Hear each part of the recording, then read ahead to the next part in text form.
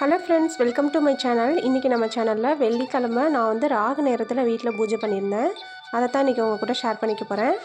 வாங்க நம்ம வீடியோக்குள்ளே போயிடலாம். வீடியோ பார்க்குறதுக்கு முன்னாடி ஒரு லைக் கொடுத்து பார்க்குறதுக்கு ஸ்டார்ட் பண்ணுங்கள். நீங்கள் கொடுக்குற ஒவ்வொரு லைக்கும் அடுத்தடுத்த வீடியோஸ் போடுறதுக்கு எனக்கு மோட்டிவேஷனலாக இருக்கும். நம்ம காலையில் எவ்வளோ தான் பரபரக்க கிச்சனில் வேலை செஞ்சுட்டு இருந்தாலும் காஃபி வேணும்னு ஒருத்தரும், டீ வேணும்னு ஒருத்தரும் அப்படி மாற்றி மாற்றி நம்மளை டென்ஷன் பண்ணுவாங்க. அதெல்லாம் மீறி நம்ம வந்து லஞ்ச் வந்து இந்த டைமுக்குள்ளே முடிக்கணும் அப்படிங்கிற ஒரு வேகம். காலையில் இன்றைக்கி வந்து கத்திரிக்காய் முள்ளங்கி போட்டு சாம்பார் வச்சு, ரசம் வச்சு, இன்றைக்கி கோவக்காய் வந்து ஃப்ரை பண்ணி பாப்பாவுக்கு வந்து லஞ்ச் பேக் பண்ணி கொடுத்துட்டேன். இதே சாம்பாரை வச்சு இன்றைக்கி டிஃபனுக்கு தோசையும் ஊற்றி கொடுத்தாச்சு. 6:45 அப்படிங்கிறப்ப பாப்பாவுக்கு ஸ்கூல் பஸ் வந்து 6:50க்கு வந்து வரும். எங்கள் வாட்ச் வந்து ஒரு 5 நிமிஷம் ஃபாஸ்ட்டுங்கிறனால தம்பி வந்து இன்றைக்கி அம்மா நான் கொண்டு போய் அக்காவை இன்றைக்கி வேன் ஏற்றி விட்டு வந்துடுறேன் அப்படின்னு சொல்லிட்டு தம்பி தான் இன்றைக்கி வேன் ஏற்றி விட போயிருந்தான். அவனே சின்ன பையன், ஆனால் வந்து இன்றைக்கி அவன் வந்து பாப்பாவை வந்து வேன் ஏற்றி விடுற அளவுக்கு பெரிய ஆள் ஆகிட்டான். நம்ம வந்து எதுவுமே சொல்லாமல் அக்காவுக்கு வந்து சேஃப்டி கொடுக்கணும் அப்படிங்கிற ஒரு எண்ணம் அவனுக்கே வந்து வந்திருக்கு. அதே மாதிரி பார்த்திங்கன்னா சாயந்தரம் ஆனாலும் பாப்பாவோட வேன் வர்றதுக்கு முன்னாடி போய் அவன் வந்து அங்கே வெயிட் பண்ணுவான். அம்மா அக்காவை வந்து நான் கூட்டிகிட்டு வரேன் அப்படின்னு சொல்லிட்டு பாப்பாவுக்கு காலையிலே அதே 6:45, சாயந்தரமும் அதே 6:45க்கு வந்து வேன் வரும். இவன் வந்து சைக்கிள் எடுத்துகிட்டு போய் அந்த இடத்துல வந்து நின்று பாப்பா வந்து கூட்டிகிட்டு வருவான். இதெல்லாம் பார்க்குறப்ப அது அவங்களே அறியாமையேன்னு அந்த ஒரு இது வந்துடும் போல் இருக்குது. இப்போ வந்து அரிசி கழுவுன தண்ணி காலையில் சமைக்கிறப்பவே எடுத்து வச்சுருப்பேன். அதை வந்து செடிகளுக்கு வந்து ஊற்றிக்கிறேன். செடிகளுக்கு வந்து ஊற்றுறப்போ செடிகளோட க்ரோத் வந்து ரொம்ப ரொம்ப நல்லாயிருக்கும். ஏதாவது பூச்சி இருந்துச்சு அப்படின்னா இதே அரிசி கழுவுற தண்ணியை வந்து நம்ம ஸ்ப்ரை பாட்டிலில் வச்சு ஸ்ப்ரை பண்ணி விட்டோம்னா அந்த பூச்சிகள்லாம் ஒன்று கூட இல்லாமல் போயிடும். இப்போ வந்து எல்லா செடிகளோட க்ரோத்துமே ரொம்ப நல்லாயிருக்கு. இப்போ ஃபைனலாக பார்த்திங்கன்னா கிச்சன் வந்து இந்த நிலமையில தான் இருக்குது. இப்போ இதை வந்து நம்ம பரபரன்னு க்ளீன் பண்ணிவிட்டு அடுத்து வந்து ராகு நேரத்தில் பூஜை பண்ணுறதுக்கு நம்ம வேலைகளை ஸ்டார்ட் பண்ணணும். எல்லாத்தையும் ஸ்கூலுக்கெல்லாம் அமுச்சு விட்டுட்டா அவங்களும் வெளியில் கிளம்பிட்டாங்க. அதுக்கப்புறம் இந்த வீடியோ பார்த்திங்கன்னா ஒரு 10 மணி அப்படிங்கிறப்ப எடுத்துகிட்ருந்தேன். 10:30 to 12 ராகு நேரம் இல்லைங்களா, அதில் வந்து நம்ம இன்றைக்கி பூஜை பண்ணலாம் அப்படின்னு சொல்லிட்டு நான் வந்து இந்த வீடியோ வந்து 10 மணிக்கு வந்து எடுத்துகிட்ருந்தேன். நிலவாசலில் நம்ம கோலம் போடுறத பார்த்துட்டு ஒரு 2 பேர் வந்து நம்மக்கிட்ட கோலம் மாவு வந்து ஆர்டர் வந்து போட்டிருந்தாங்க. ஸோ அவங்களுக்கான ப்ரிப்ரேஷனை இன்றைக்கி வந்து பண்ணி வச்சுட்டேன். இன்னும் ஒரு 2 டேஸில் வந்து அவங்களுக்கு வந்து அனுப்பிடலாம். ஏன்னா வந்து அது மாவு வந்து காயறதுக்கே நம்மளுக்கு வந்து 2 நாள் ஆகும். அப்போ தான் அந்த மாவு வந்து நம்ம டப்பாக்குள்ளே போட்டு அடைச்சி வைக்கிறனால அந்த ஸ்மெல் வந்து வராமல் இருக்கும் நம்மளுக்கு. நம்ம வந்து நல்லா காயறதுக்கு முன்னாடியே நம்ம எடுத்து வச்சிட்டோம் அப்படின்னா ஒரு மாதிரி பூசணம் பிடிச்சா அப்படி வந்துடும். அதனால் எப்போவுமே ஆர்டர் கொடுக்குறாங்க அப்படின்னா அவங்களுக்கு எப்போயுமே நான் ஒரு 2 டேஸ் வந்து சொல்லிடுவேன். அந்த 2 டேஸ்க்குள்ளே நம்ம வந்து ப்ரிப்பேர் பண்ணி அவங்களுக்கு வந்து கொரியர் வந்து சென்ட் பண்ணிடலாம். ஸோ வந்து 2 பேர் வந்து நம்மள்கிட்ட ஆர்டர் கொடுத்துருக்காங்க, கிட்டத்தட்ட 2 கிலோ. ஸோ வந்து அவங்களுக்கு எல்லா இதுவுமே ப்ரிப்பேர் பண்ணி வச்சுருக்கேன். அக்கா வந்து உங்களோட கோலம் வந்து நீங்கள் வாசலில் போடுறது நல்லா ப்ரைட்டாக இருக்குது, இதே மாதிரி தான் இருக்குங்களா அப்படின்னு சொல்லி கேட்டாங்க. சிஸ்டர் நீங்கள் வாங்கி பாருங்கள் எப்படி இருக்குது அப்படின்னு சொல்லிட்டு. நீங்கள் கண்டிப்பாக வந்து நீங்கள் ஒரு டைம் வாங்குறீங்கனாலே உங்களுக்கு ரொம்ப பிடிக்கும் அப்படின்னு சொல்லி சொன்னேன். சரிங்கக்கா ட்ரை பண்ணி பார்க்குறோம் அப்படின்னு சொல்லிட்டு நம்மக்கிட்ட வந்து ஆர்டர் பண்ணியிருக்காங்க. பார்க்கலாம் அவங்க வந்து எப்படி ரிவ்யூ கொடுக்குறாங்க அப்படின்னு சொல்லிட்டு. உங்களுக்கு யாருக்காவது வேணும்னாலும் நம்மக்கிட்ட வந்து ஆர்டர் பண்ணிக்கலாம். ஆர்டர் பண்ணணும்னா கீழே வந்துட்டு உங்களுக்கு வேணும்னா நீங்கள் வந்து நீங்கள் எனக்கு வந்து கமெண்ட் பண்ணுங்கள். நான் வந்து உங்களுக்கு அதை எப்படி பர்ச்சேஸ் பண்ணுறது அப்படிங்கிறத வந்து நான் சொல்கிறேன். இந்த மாதிரி வீட்டுக்கு முன்னாடி நம்ம வந்து அரிசி மாவில் கோலம் போடுறது அவ்வளோ ஒரு நல்ல விஷயங்க. எறும்புகள் எல்லாமே வந்து சாப்பிடுவோம். அதுவும் இல்லாமல் வீட்டுக்கு முன்னாடி அவ்வளோ அழகாக இருக்கும், ஒரு நல்ல ஒரு மங்களகரமாக இருக்கும். நம்மக்கிட்ட தான் வாங்கணும்னு இல்லை, நீங்களே கூட ரெடி பண்ணி வச்சுக்கிட்டு நீங்கள் வந்துட்டு அரிசி மாவில் கோலம் போடுங்க. வீட்டுக்கு வந்து ஒரு நல்ல ஒரு வைப்ரேஷனை வந்து பாசிட்டிவ் வைப்ரேஷனை வந்து கொடுக்கும். இப்போ வந்து கோலம் போட்டிருக்கேன் பாருங்கள். இது இன்னும் நல்லா காஞ்சதுக்கப்புறம் பார்த்திங்கன்னா நல்லா ப்ரைட்டாக இருக்கும். நம்ம இந்த சுண்ணாம்பில் போட்டால் எப்படி இருக்கோ அந்த மாதிரி இருக்கும். எங்கள் வீட்டுக்கு வரவங்களே சொல்லுவாங்க, நல்லா அழகாக இருக்குப்பா அவங்க வீடு, அப்படியே ரொம்ப மங்களகரமாக இருக்குது, ரொம்ப லட்சுமி கடாட்சமாக இருக்குது, தெய்வ கடாட்சமாக இருக்குது அப்படிலாம் சொல்லுவாங்க. உண்மையிலே ரொம்ப சந்தோஷமாக இருக்கும். அவங்க வந்துட்டு ஃபோட்டோலாம் கூட எடுத்துகிட்டு போயிருக்காங்க. எங்கள் வீட்டுக்கு யாராவது ஜென்ஸ் வராங்கன்னு வச்சுக்கோங்களேன், அது வந்து ஃபோட்டோ எடுப்பாங்க. அப்புறம் அங்கே இருந்துக்கிட்டே அவங்க ஒய்ஃபுக்கெல்லாம் வீடியோ கால்லாம் பண்ணி காமிப்பாங்க, பாரு இவங்க எப்படிலாம் வீட்டை வச்சுருக்காங்கன்னு. எனக்கே வந்து ஒரு மாதிரி இருக்கும், அச்சச்சோ அவங்க ஏதாவது நம்மளை நினைப்பாங்களோ என்னவோ அப்படின்னு சொல்லிட்டு. நான் வந்து அப்படிலாம் ஃபோட்டோலாம் எடுக்காதீங்க அப்படின்னு சொல்லுவேன்.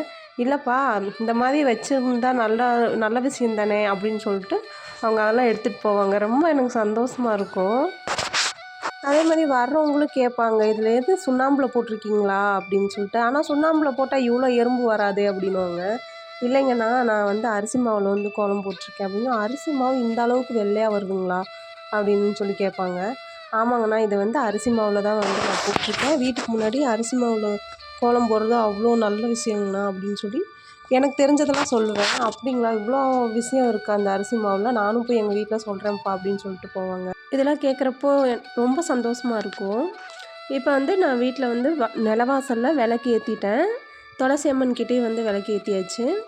விளக்கு ஏற்றிட்டு அதுக்கப்புறமா வீட்டுக்குள்ளே வந்து விளக்கு ஏற்றிக்கலாம் அப்படின்னு சொல்லிட்டு, இந்த ராகு நேரத்தில் எதுக்காக பூஜை பண்ணுறேன் அப்படின்னா, இந்த ராகு நேரத்தில் அதாவது வெள்ளிக்கிழமை 10:30 to 12, செவ்வாய்க்கிழமை 3 to 4:30 இந்த நேரத்தில் வந்து நம்ம வந்து துர்க்கை அம்மனை நினச்சிட்டு நம்ம பூஜை பண்ணணும் அப்படின்னா, நம்ம கேட்குறத அந்த அம்மன் வந்து கொடுப்பாங்க அப்படின்னு சொல்லிட்டு, நான் ஃபஸ்ட்டெல்லாம் பார்த்திங்கன்னா, நான் இருந்த வீட்டு பக்கத்தில் காளியம்மன் கோவில் இருக்குது. அந்த கோவிலில் வந்து துர்க்கை அம்மன் தனியாக இருப்பாங்க.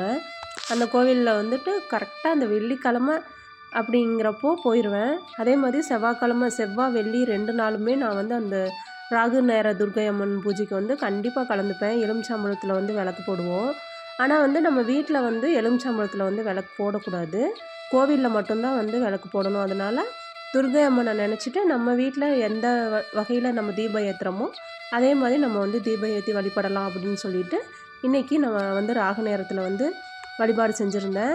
ராகு நேரத்தில் வழிபாடு செய்கிறதுக்கு பெரிய விஷயம்லாம் ஒன்றுமே இல்லைங்க. நம்மளால் முடிஞ்சது துர்க்கை அம்மனுக்கு ஒரு லெமன் சாப்பாடு இல்லைன்னா பழம் ஏதாவது ஒன்று வந்து நம்ம நெய்வேத்தியமாக வச்சுட்டு துர்க்கை அம்மன் பாட்டை வந்து பாடணும் அப்படின்னாலே அந்த ராகு நேரத்துக்கு அவ்வளோ ஒரு பவர் இருக்குது.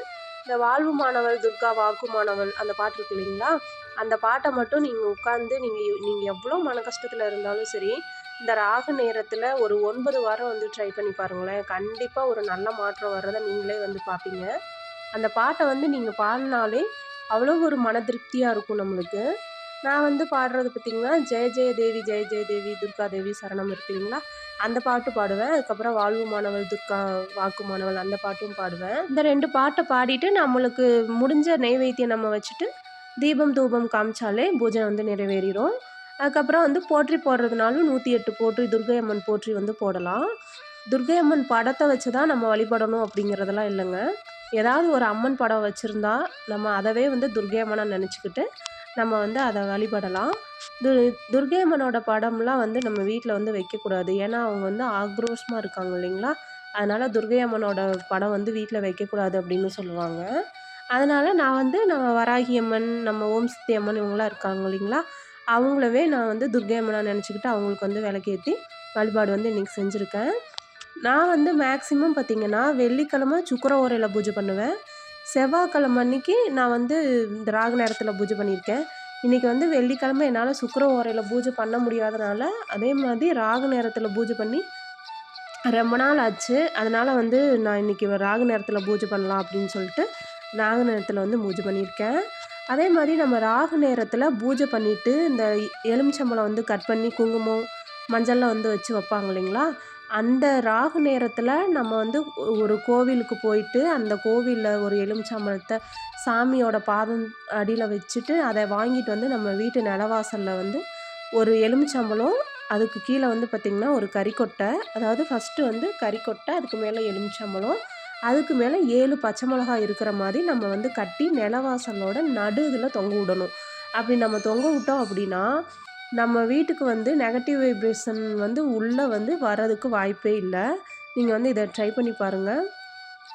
எங்கள் வீட்டில் இன்றைக்கி இந்த நீட்ட பச்சை மிளகாய் இல்லாதனால நான் வந்து அதை காமிக்காமல் விட்டுட்டேன். நான் வந்து இன்னொரு வீடியோவில் வந்து கண்டிப்பாக உங்களுக்கு ஷேர் பண்ணுறேன். நீட்ட பச்சை மிளகா தான் கட்டணும். யாராவது வர மிளகா கட்டிகிட்டு இருந்தீங்க அப்படின்னா கண்டிப்பாக வந்து வர மிளகாயை விட்டுட்டு பச்சை மிளகா கட்டி பாருங்கள், நல்ல ஒரு மாற்றம் தெரியும். ஸோ வந்து இன்றைக்கி பூஜையெல்லாம் பண்ணி முடிச்சாச்சு. பாருங்கள் நம்மளோட அரிசி மாவு கோலம் எவ்வளோ அழகாக இருக்குன்னு. வீடே ரொம்ப அப்படியே மங்களகரமாக இருக்கும். ஒரு நல்ல ஒரு லக்ஷ்மி கடாட்சமாக இருக்கும். ஸோ வந்து அவ்வளோதான் ஃப்ரெண்ட்ஸ், இதோட நம்ம வீடியோவை முடிச்சுக்கிறேன். நம்ம வீடியோ எப்படி இருந்துச்சு அப்படின்னு சொல்லிட்டு கண்டிப்பாக கமெண்ட்ஸில் சொல்லுங்கள். நீங்கள் கொடுக்குற ஒவ்வொரு கமெண்ட்டும் தான் எனக்கு வந்து எனர்ஜியாகவே இருக்கும். ஸோ உங்களால் முடிஞ்ச கமெண்ட்டை வந்து எனக்கு சொல்லுங்கள். நான் வந்து ஏதாவது தவறுகள் இருந்தாலும் நான் வந்து அதை சேஞ்ச் பண்ணிக்கிறேன். கண்டிப்பாக உங்களுக்கு வீடியோ பிடிச்சிருக்கு அப்படின்னு நினைக்கிறேன். நம்ம வீடியோ பிடிச்சிருந்துச்சு அப்படின்னா லைக் அண்ட் சப்ஸ்கிரைப் பண்ணிக்கோங்க. உங்களோட ஃப்ரெண்ட்ஸ் அண்ட் ரிலேட்டிவ் கூட ஷேர் பண்ணி விடுங்க. அடுத்து ஒரு நல்ல வீடியோவில் மீட் பண்ணுறேன். அது வரைக்கும் தேங்க்ஸ் ஃபார் வாட்சிங்.